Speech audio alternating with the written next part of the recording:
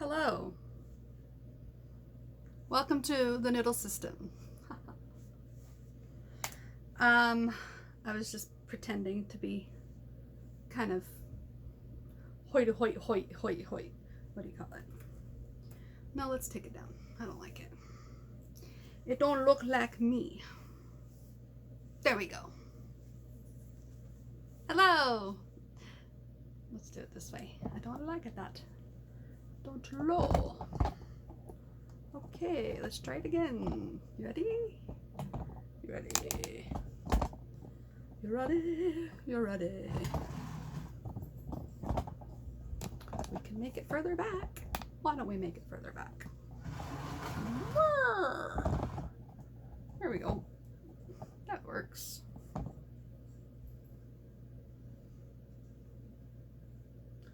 Do we tilt you just a little? How do we tilt you just a little? How do we tilt you just a little more? Okay.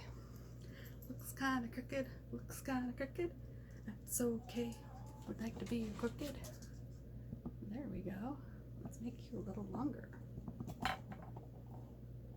Dun, da, da, da, da, da, da, da, da, da. There we go. 1, 2, 3, 4, 5, 6, 7, 8, 9.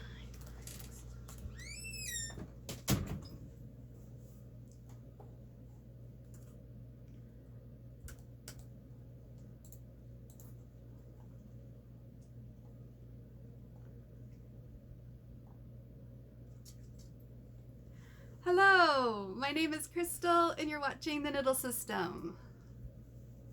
Okay, so I am really behind at posting my videos. To date, I have not uploaded my reaction video from a couple weeks ago when d.i.d. Hatchery.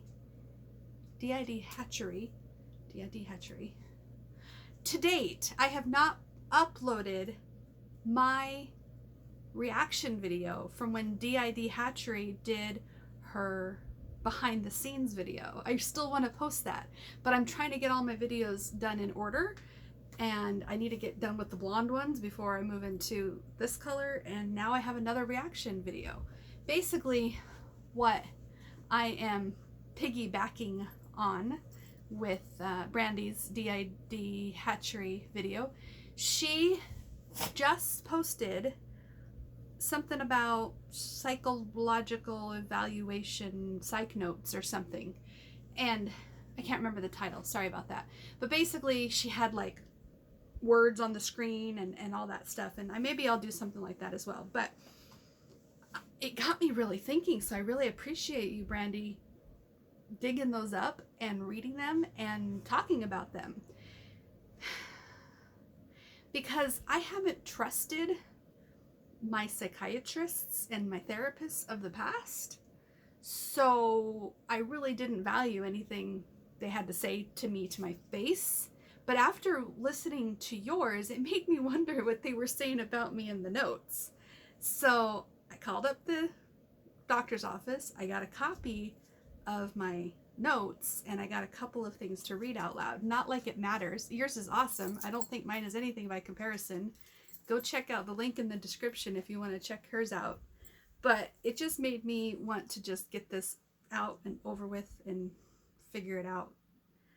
Figure out what they said, because I did skim through it earlier, but now I really want to just focus in and have all my noodles really listen to this, okay? So, the date of this document was November 2017. It says the chief complaint is patient comes for follow-up of her mood and anxiety symptoms. And then it lists all the medications that I've ever had. And it says current clinical status is fair. Patient was last in the office almost 2 years ago in November 2015. At that time, I referred her to an intensive outpatient program, and she found that program helped, and then she joined a clinical trial for Rexulti, which is true. I did try that. She was treated for 1 year with Rexulti, 3 milligrams daily, and Lexapro, 20 milligrams daily. Not like you need to know all this. Once the clinical trials were over, the patient states that she stopped taking the medications and hoped that she would not need them anymore. Approximately 6 months ago, her mood became... Approximately 6 years ago, her mood began to deteriorate and she became more irritable. She comes today to resume medication. She is in both individual and marital psychotherapy. Her anxiety level has been fairly high and her mood has been low. She started exercising regularly in May and has lost 20 pounds so far. She currently sees herself at about 60% of her baseline emotionally, but states that sometimes she is as low as 30 or 40. Patient presents as casually dressed European American woman who's significantly overweight. Her gait was unremarkable and there was no unusual movements. Her speech was spontaneous, productive, coherent, and goal-directed. Her affect was somewhat constricted and of a normal depth, and her mood appeared to be sad. Her concentration appeared to be intact, and she was able to attend to this interaction without apparent difficulty. There was no evidence of response to internal cues, and her thought content was logical. Now, if I was to analyze what all this said, because I don't know how much I'm editing out, I don't know how much I'm blocking off, but basically I'll just give you a quick summary of what I read. I know this doctor. She is straight to the point, just wants to know what meds to put me on. She really doesn't care about any of the emotional stuff. She never has. And I only have like a 15-minute window to get it all out. And I have told her over and over again, every time I've seen her, that I don't want medication. I just want help. And I wish American doctors, psychotherapists, psychiatrists, all that would steer away from drugs and not be that the number one way to cure a patient. I think there should be other alternatives. But I obviously went there with the intentions of drugging my noodles. This person that went and had the psychotherapist or the psychiatrist, this noodle that was presenting knew exactly what to say, knew what not to say, and made sure that we didn't talk about anything other than what we needed to say. And if I've talked about orange noodle before, orange noodle, denial that there's anything wrong. So we're just going to go off of what the doctors say, and the doctors call it bipolar disorder. This doctor would not look at anything else, would not question any further, would never give me an evaluation properly. So yeah, diagnosis bipolar 2 disorder, bipolar 1 disorder, unspecified anxiety disorder, attention deficit disorder is in the differential. Premenstrual dysphonic disorder is in the differential. Anyways, that was November of 17. Do you think I went back to her? Of course not. Not for another year and a half. Here's the next one, February 2019. All right, this one really pissed her off. I remember she was upset with me. All right, this one says, chief complaint, patient comes for follow-up of her mood and anxiety symptoms. Current clinical status, deteriorating. Patient was last in the office November 2017, and prior to that had last been in the office on November 2015. So she comes very sporadically and intermittently. Today she states that her primary care physician started her on Wellbutrin in December for depressive symptoms, and it initially seemed helpful, but now she feels that her mood is up and down. She has mood swings from day to day and sometimes from hour to hour, and particularly felt this regulated for the last couple of weeks. She denies any current suicidal ideation, although she has had some intermittent suicidal thoughts without plan, and she continues to feel safe. She is easily tearful. She wonders if her symptoms are more situational, and she continually wonders if she needs to be on medication or not. She does not want to take medication. She has significant stressors in her marriage, and she sees that as being one of the major stressors in her life. Nevertheless, her mood is all over the place, and she would like to see if medication would be helpful. She is seeing a therapist every 2 weeks, and she has said that has been very helpful to her. Patient presents as a casually dressed and neatly groomed European American woman who is clearly in some distress. Her speech was spontaneous, productive, coherent, and generally goal-directed. Her affect was constricted, tearful at times, and intense, and her mood appeared depressed and anxious. Her concentration appeared to be intact, and she was able to engage in this encounter without visible difficulty. There is no evidence of response to internal cues.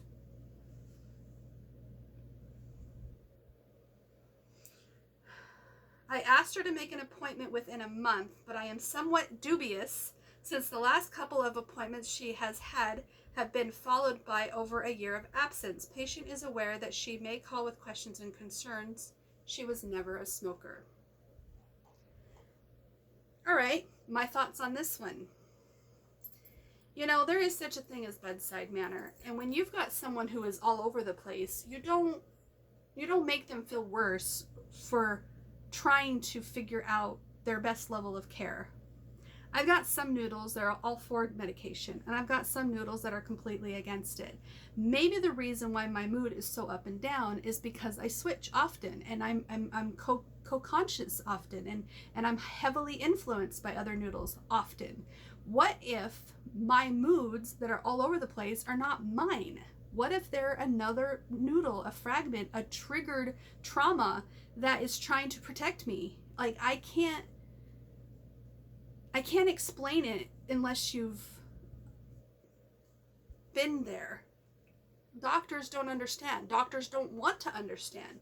All they want to do is write it up as a prescription and send you on your way. Follow up in a month. I need that money from your insurance company.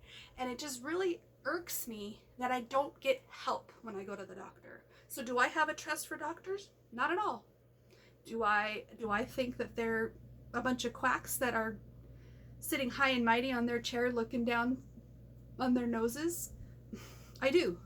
And do I think that there's good ones out there? I'm sure there are. Do I think I'll ever find one? I sure hope so, but at the same time, I ain't gonna stress myself out to the point where I'm gonna continue to look and look and look and look and not get anywhere. So the only reason why I kept going back to this woman is because she was stable. She stayed in one location. She never left. She was always there. I could always get an appointment within a week or two, which is really highly unusual. And every time I tried switching psychiatrists, it wasn't that easy. There was always a wait list of a few months. There was, they would change their hours, or they would change their location. It was hard for me to keep track of them. So I always went back to her, and she didn't know how many times I tried looking for someone else. So to me, to her, I looked like a flake. Basically, what I'm saying with medication, for me anyway, I'm not telling you to get off your medication, but for me, I felt it dumbed down my noodles. It numbed me. It made me feel less of who I am, which I am a rainbow of noodles. We don't function without each other.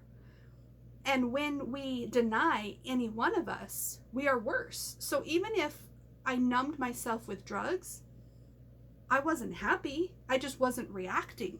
I wasn't having triggers. I wasn't having meltdowns. I wasn't having sleepless nights and suicidal ideation. That's all great, right? But what about the good times? I didn't have any of those either. I didn't have any of the good things that my noodles bring.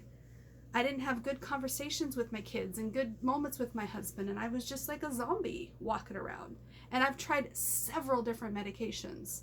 So you can't tell a 39-year-old woman that she needs to go back on medication and continue to try medication until we find the right one, or the right dosage, or the right whatever. And it's like, if I don't believe in the medication is right for me, then you ain't gonna convince me that it is right for me. So I have learned mind over matter. I have learned positive energy attracts more positive energy. I have learned about my noodles. I have learned that we just need to speak our truth. So that is why I can't go back to a doctor to discuss really anything with it comes to my mood disorder or whatever. Comment below if you've had anything like that where the doctor just wants to label it something else instead of really listening and instead of really giving a proper evaluation and everything. I also have notes from my actual neuropsychological exam that I talked about in this video. Check up that link in the corner.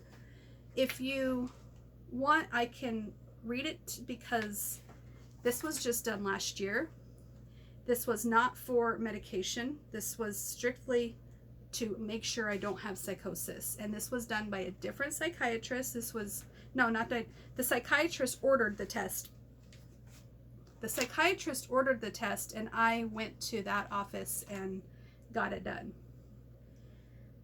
And I don't think it really points anything towards d.i.d. because I made sure, as Orange Noodle, I made sure not to tell anybody about what I was hearing and thinking and feeling up there in my head. I was too scared of being labeled a schizophrenic, and I didn't want that. And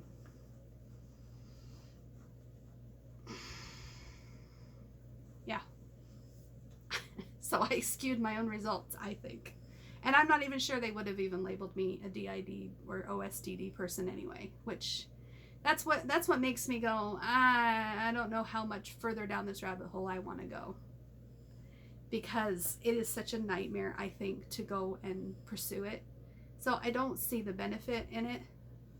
Brandy did say something in her video about not self-diagnosing and going and seeing a professional.